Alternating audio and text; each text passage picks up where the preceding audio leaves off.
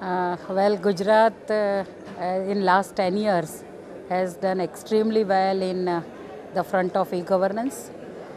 Basically, Gujarat has seen e-governance not in terms of individual projects, but Gujarat has seen e-governance as a framework of governance.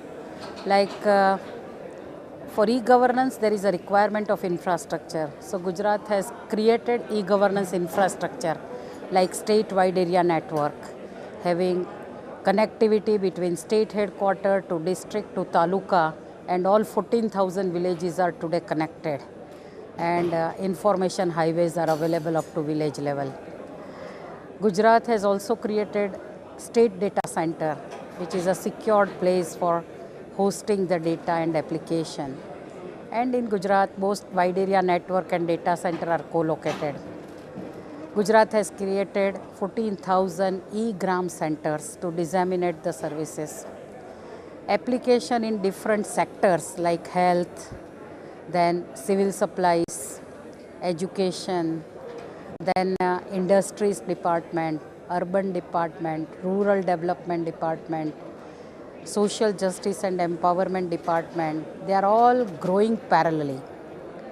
Initially, we started with either hybrid or decentralized model of applications, but with the advent of data center, and you may be aware that Gujarat is the first state in the country to have its own data center.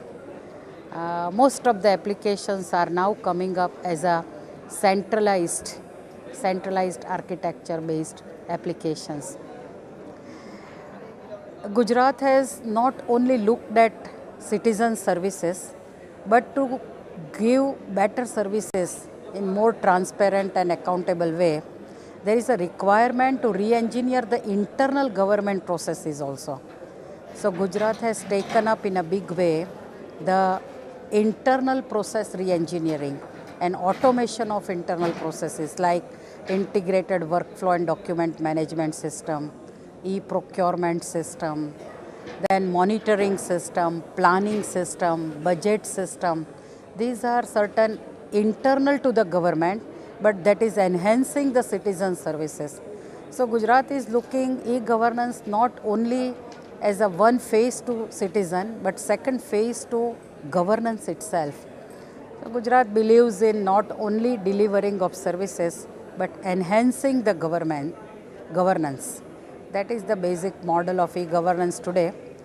For this, there were a lot of challenges, there were a lot of issues, but government has addressed all that with very good capacity planning.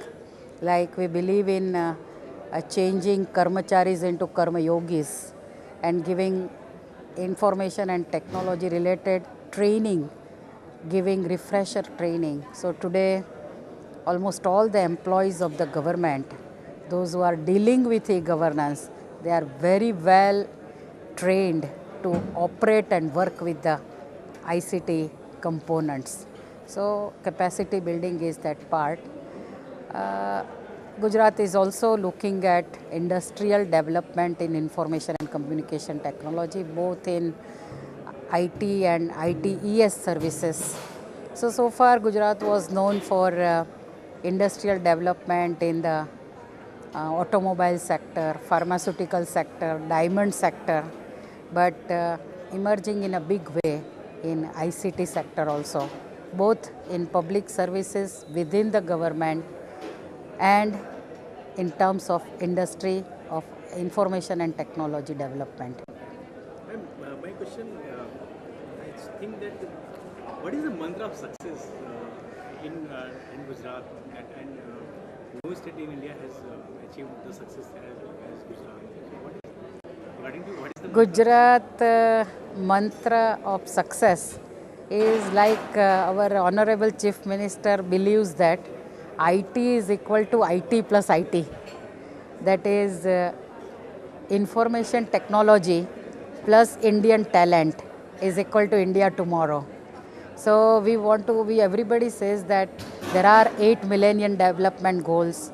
In 21st century, we want to do lot of automation and use lot of information and communication technology, but we also equally develop our talent pool, our young people. 55% of our country's population is youth population, young population. So development of them and information technology together will shape India tomorrow. That is the mantra. Ma'am, India is the nation of 1.2 billion population, and 40% of our Indian population is below poverty line. Yes. They have no basic healthcare facilities. So, how ICT can play the role of universal equalizer in a country like India? See, there are certain rural challenges like health is a challenge, education is a challenge, financial inclusion is a challenge. Now, to address all these challenges, if one would continue with the legacy system, then over a period of time when world will move in a different direction in a very fast pace, to keep pace with all this development, each state government also has to see that lot of ICT tools, techniques, technologies are used to work with these issues, to address these challenges.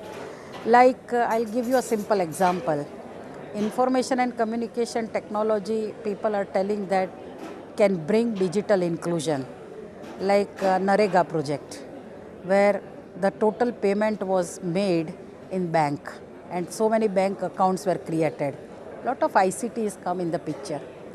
Education, like we say that education facilities as well as good teachers are not available in rural area. But to impart education, we can always connect through information and communication technology and impart the education and knowledge to rural population. Third is health. Today, telemedicine and this kind of projects are very, very helpful to elevate the standard living of rural population. So that's why I first in the beginning said that Gujarat believes in framework approach rather than project approach. So we don't only look at the urban sector, but semi-urban and rural, the whole framework of elevating the total population, where ICT plays a major role. Then only in a time-bound manner, one can reach to this population with different facilities, different services. What are the future plans of Gujarat Informatics Limited? Future plans are basically we want to do, you must have heard about a word DNA in information technology. That is devices, networks and applications. All these three should converge. So our plan in future is convergence of all the three. Otherwise, there are many public networks, there are many private networks. If both of these networks can converge, then only the actual benefit can reach to the last person. Like if some disaster happens or some evil elements are there, then there are individual buildings are protected, having surveillance cameras and all that. But with the government facilities as well as public facilities, if both are converged, then only the end result can be achieved. So our future goal is convergence. Thank you so much for joining. Thank you very much.